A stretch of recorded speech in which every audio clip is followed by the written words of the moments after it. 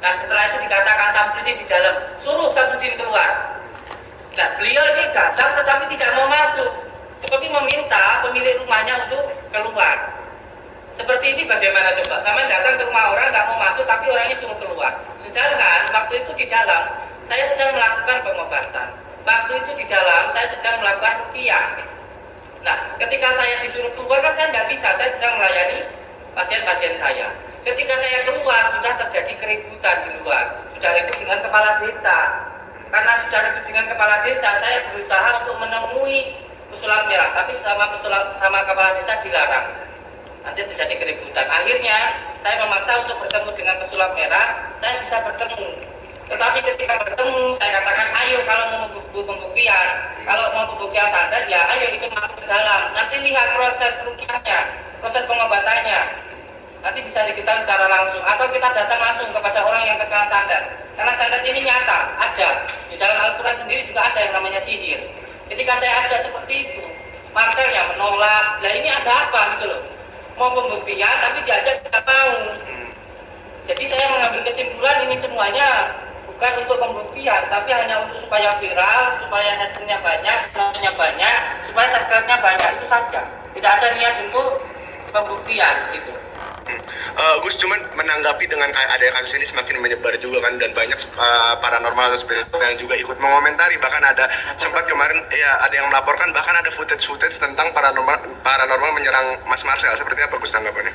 Ya, saya sih tidak berharap saudara-saudara saya, teman-teman saya menyerang Marcel. Saya juga tidak berharap seperti itu. Sudahlah, yang berbuat buruk biar Allah saja yang membalas. Dan untuk semua subscriber saya, jangan sampai mencaci atau membalas cacian yang dilakukan dari Marcel ke saya. Sudah, biarkan saja. Itu urusan dia dengan Allah. Saya di sini hanya ingin bertabayun. Beliau kan selalu mengatakan pembuktian. Saya juga minta pembuktian dong dari apa yang kamu sampaikan. Kan yang pertama menyebut nama saya kan kamu. Saya tidak pernah menyebutkan nama kamu. Kamu yang tiba-tiba mengambil video saya, kamu yang menyebutkan saya, katanya saya melakukan penipuan. Dibuktikan dong. Saya melakukan penipuan kepada siapa gitu loh. Saya melakukan penipuan ke siapa gitu. Mana korbannya, mana alat bukti gitu. Itu yang ingin saya sampaikan. Oke. Gus, kalau misalkan Gus sendiri kan ini juga Marcel semakin lama semakin meluas nih beritanya, dan kemarin juga sempat ada mungkin yang juga mengajukan pelaporan. Nah, dari Gus sendiri ini kan ingin bertabayun, cuma kan sebelumnya udah laporkan juga nih, ya kan? Nah, ini proses pelaporan sebelumnya ini seperti apa Gus? Maksudnya kenapa harus melaporkan dulu sebelum tabayun begitu Gus? Iya, saya sudah berkali-kali berusaha untuk bertabayun dengan Bang Marcel ini. Saya sudah coba untuk menelpon, ajak ketemuan, saya ketika telepon ada dengan beliau, tapi beliau tidak mau. Terus ketika di Polres, ketika beliau baru pulang dari Padepokan, saya ajak untuk melakukan pembuktian, saya ajak untuk melihat proses pengobatan, saya juga tidak mau. Saya coba melakukan klarifikasi lewat YouTube, saya undang juga tidak mau. Karena saya anggap beliau ini sudah tidak ada niat baik dan ini sudah terjadi kekisruhan viral di mana-mana. Akhirnya saya harus mengambil tindakan hukum. Dan alhamdulillah tindakan hukumnya sangat cepat. Ketika kemarin saya melaporkan 2 hari sudah ada tindak lanjut dari Kapolda meminta keterangan kepada saya, saksi-saksinya, dan ini insya Allah akan cepat sekali untuk ke pengadilan. Gus, ini kan berdampak kepada perekonomian juga Gus ya, Mas Kayering. Gimana Gus nasib santri sekarang Gus? Iya, alhamdulillah santri saya semuanya sekarang bersama dengan saya, dan alhamdulillah semuanya baik-baik saja. Kalau masalah pengobatan memang dikondisikan supaya tidak terjadi kerusuhan. Masalah katanya pada ditutup gimana Gus? Iya. Iya. Itu gimana Gus? Sebenarnya bukan ditutup ya, dikondisikan, dan ada surat terbuka dari Bupati yang menyatakan bahwa boleh dilanjutkan pengobatan asalkan perizinannya semuanya sudah diselesaikan. Saya sebenarnya izinnya nggak ada hubungannya dengan pengobatan. Izinnya IMB yang belum ada, yaitu izin mendirikan bangunan, saya belum ada. Itu nanti diurus dulu. Ini katanya surat izin dicabut. Bukan dicabut, tetapi ditambahkan. Itu. Jadi saya masuk di dalam asosiasi dan harus masuk lagi ke organisasi yang lain. Ada suratnya, nanti bisa saya upload di YouTube saya. Seperti itu. Maaf, tempatnya katanya mau dibuat. Siap. Sebenarnya tadi dari luar aja ya. Iya lanjut.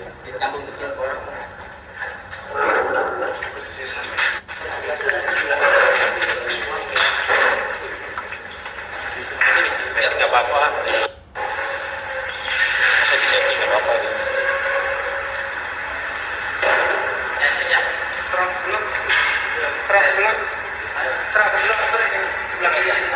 Itu.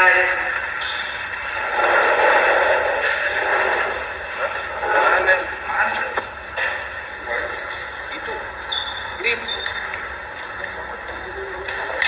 Udah lanjut kita. Sejam lagi? Ya. Harus makan siang. Oke, gue tahu. Ya, gue nggak tahu ya. Sama aja. Iya,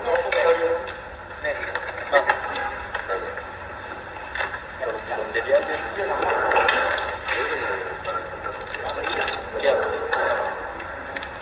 Benar. Iya, sudah.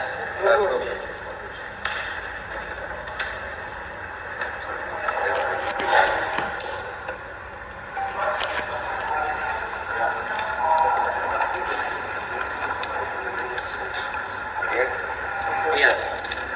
Saya datang ke Jakarta saat ini ingin bertabayun dan bertanya langsung kepada pihak Marcel untuk membuktikan apa yang dia katakan. Beliau sudah menuju saya melakukan penipuan. Saya ingin tahu siapa yang saya tipu. Karena memang backgroundnya saya dengan Bang Marcel ini sebenarnya sudah berbeda. Beliau dari pesulap yang biasa melakukan trik atau tanda kutipnya tipuan untuk hiburan, dan saya dari Al-Hikmah. Saya dari Al-Hikmah. Tentu sebenarnya sudah berbeda antara pesulap dan Al-Hikmah. Tetapi kalau sampai pesulap ini mengomentari Al-Hikmah dan mengatakan ini penipuan, maka ini pun juga harus dibuktikan. Jadi di sini pun kita harus fair. Yang menuduh siapa, yang harus membuktikan tentu siapa. Gitu. Yang menuduh tentu harus bisa membuktikan. Gitu.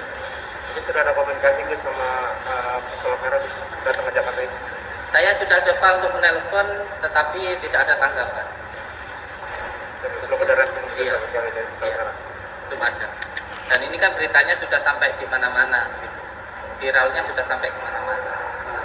Gue sempet kerepotan juga mungkin nggak sih kayak dari berita ini, karena berita ini viral gitu, hingga mungkin ya penyembuh atau mungkin paranormal atau mungkin spiritual itu kan biasanya mempunyai sebuah forum seperti itu, kan biasa jadi bahan obrolan juga. Gimana Gus? Iya, apa yang disampaikan Bang Marcel ini menurut saya berlebihan ya. Kalau mengatakan oknum, tentu setiap organisasi ada oknumnya. Tetapi jangan terbiah uyah kalau orang bilang Jawa. Orang Jawa bilang, jangan sampai dikatakan bahwa semua dukun itu nipu dan cabul. Tidak. Nipu, dukun itu dari bahasa Jawa. Bahasa Arabnya mungkin tabib ya. Nah, saya sendiri juga lahir kan ditolong sama dukun bayi gitu. Dan hampir masyarakat Indonesia di tahun 90-an lahir ditolong sama dukun bayi lah gitu. Jadi jangan mengatakan kalau semua dukun itu nipu dan cabul gitu. Bahkan kalau kita memahami tentang asbabun nuzulnya baginda Rasulullah pun juga diketahui baginda Rasulullah itu akan menjadi nabi juga barokahnya dari dukun kan begitu ya. Ada yang mengetahui bahwa beliau ini waktu masih kecil akan menjadi nabi, ada dukun yang mengatakan seperti itu. Nah, ketika beliau mengatakan bahwa semua dukun itu nipu dan cabul, ini kan ada organisasi dukun juga gitu loh. Dukun itu apa sih gitu loh? Dukun itu kan duduk tekun ngamalin kun fayakun gitu. Kita ngedoain orang gitu loh. Dengan berbagai macam cara lah. Ada yang menggunakan al-hikmah, ada yang menggunakan keruqyah dan sebagainya gitu. Nah, ini ketika beliau mengatakan penipuan kan membuat sakit hati orang-orang yang pernah ditolong oleh dukun. Banyak dukungan kepada saya, teman saya kan ya ini masalah saya lah, biar saya aja yang menyelesaikan. Saya tidak pernah minta bantuan ke sana, ke sini, begini begitu. Dan beda dengan yang sana, mohon maaf. Karena minta bantuan Bang Deddy Kompuser, minta tetap komunikasinya, minta bantuan polisi, ini kan menandakan kepanikan di dalam dirinya begitu. Padahal saya hanya ingin memperjelas. Ketika kamu menuduh, kamu punya buktinya enggak gitu loh. Kalau semua hal harus dilogikakan, ini juga bahaya. Ini yang menjadi bahaya luar biasa menurut saya. Ketika beliau menyatakan semuanya harus berdasarkan logika, ini nanti berbahaya. Bagaimana ketika kita mempercayai tentang surga dan neraka, bagaimana kita mempercayai tentang hari akhir, bagaimana kita mempercayai tentang malaikat, bagaimana kita mempercayai tentang jin, ini semuanya ada loh di dalam Al-Quran. Kalau semuanya disuruh logika, nanti semua orang bisa-bisa nggak beragama. Kamu bisa membuktikan di mana malaikat, bagaimana bentuknya, bisa membuktikan jin, hari kiamat, nanti di akhirat surga dan neraka, kan nggak bisa. Tuhan kita aja itu maha gaib gitu loh. Nah, gaib ini untuk dipercaya, untuk diyakini. Saya nggak menyuruh Marcel untuk percaya dengan apa yang saya percaya. Saya tidak menyuruh itu, tidak. Tetapi jangan sampai menuduh yang saya percaya ini adalah sesuatu hal penipuan gitu loh. Maksud saya seperti itu. Terus banyak pro kontranya itu si rambut merah mengatakan, bilang bahwa mematikan rezeki. Tanggapan dia sendiri seperti apa? Ya ini yang saya katakan, beliau kan jelas-jelas seorang kreator YouTube ya. Ya tunjukkanlah kreativitasmu, tunjukkanlah kerjamu, sehingga nanti orang bisa suka kepada kamu. Nggak perlu kamu itu ketika ingin baik harus menjelekkan orang lain. Tidak perlu kamu itu harus menjatuhkan orang lain. Kalau memang ada yang saya lakukan buruk, silakan lakukan saya. Dan saya siap bertanggung jawab, bukan hanya tutup channel. Saya siap masuk penjara kalau saya bersalah, gitu loh. Jadi semuanya itu harus jelas. Sekarang ini kan saya yang punya YouTube hanya YouTube saya itu nama channelnya Padepokan Hujat Sejati. Yang subscribe-nya cuma 1,6 lah. Dan sana minta bantuan orang yang subscribe-nya 20 juta. Ya nggak imbang. Sehingga apa? Semua orang beropini sesuai dengan apa yang dia sampaikan. Saya melakukan penipuan, padahal yang saya tipu siapa, alat buktinya mana, di mana kejadiannya, kan nggak ngerti.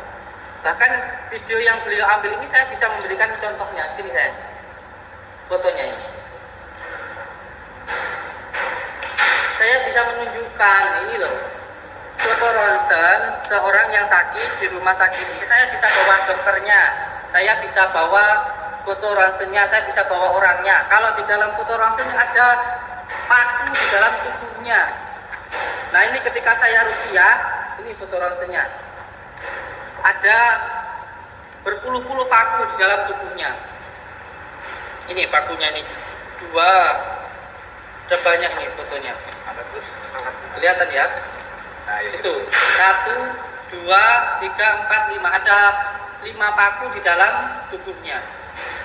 Dan dari keterangan dokter ada orbital logam, ada logam di dalam tubuhnya. Ini penjelasan tentang dokter. Di sini dokter menyatakan di dalam tubuhnya ada benda logam. Nah, seperti ini ketika diruqyah lalu keluar paku, apakah ini juga dikatakan penipuan? Sampai itu nggak merasakan sakitnya orang yang terkena santet, sehingga kamu ngomong santet itu nggak ada. Ini saya bisa menunjukkan orangnya loh. Saya bisa menunjukkan dokternya loh. Ketika di ronsen ada banyak pakunya. Terus seperti ini apa juga dikatakan trik? Apa mau sampai masukkan paku di sininya, paku di kepalanya, paku di perutnya? Kan nggak mau.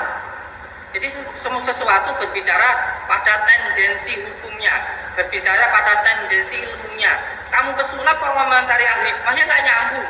Kamu pesulap kalau ngomongin peruqyahnya nggak nyambung. Kamu pesulap kalau ngomongin kiai nggak nyambung, gitu loh. Kalau saya bukan kiai, saya pemulung rongsok. Tapi yang beliau sampaikan itu nggak sesuai dengan keilmuannya, sehingga salah kaprah.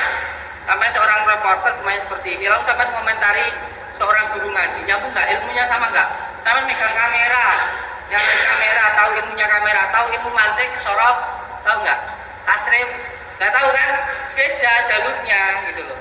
Jadi berbicara sesuai pada keilmuan kamu, jangan pada kemauan kamu, jangan karena awas ujian kamu, pikiran kamu menuju seseorang melakukan itu sehingga kamu mengira orang lain juga melakukan apa seperti yang kamu lakukan.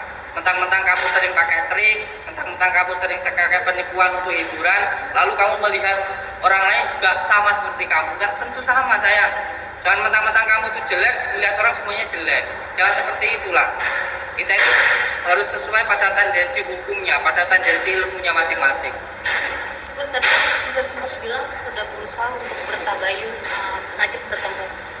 Ada nggak sih Gus keinginan misalnya minta tolong dari pihak TV? Saat ini kan Gus sudah di station ya Gus, untuk diminta dipertemukan. Saya kemarin langsung sama dengan Raffi Ahmad di acara Tawa Berkah. Saya minta untuk dihadirkan Marcel ini. Jangan hanya sekedar minta pembuktian. Kita harus relevan dong. Siapa yang memulai awalnya? Siapa yang menuju pertama? Siapa yang menyebutkan nama saya? Kan Sarah menuju saya melakukan penipuan.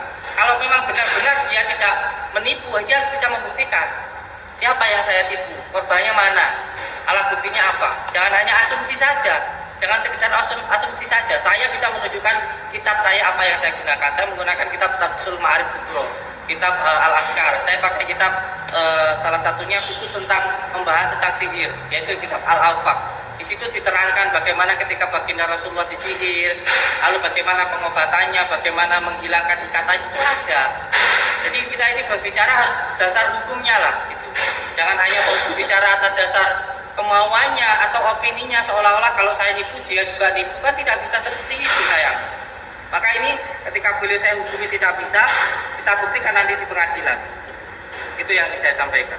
Cuman Marcel sendiri selalu berulang-ulang bilang bahwasanya saya cuma membongkar atau meluruskan dukun-dukun yang berdalih atas agama. Itu sendiri ada ketersinggungan nggak sih? Mungkin kayak kalau masalah membongkar, saya juga membongkar. Kalau kamu mengatakan kamu memberantas dukun, saya juga memberantas dukun. Tapi dukunnya bagaimana?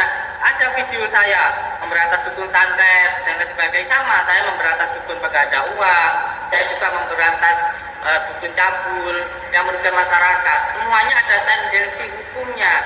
Tetapi kalau kamu mengatakan ini adalah edukasi itu tidak menjatuhkan orang lain, tidak menuduh orang lain. Kalau kamu sudah menuduh orang lain, harus ada buktinya saya.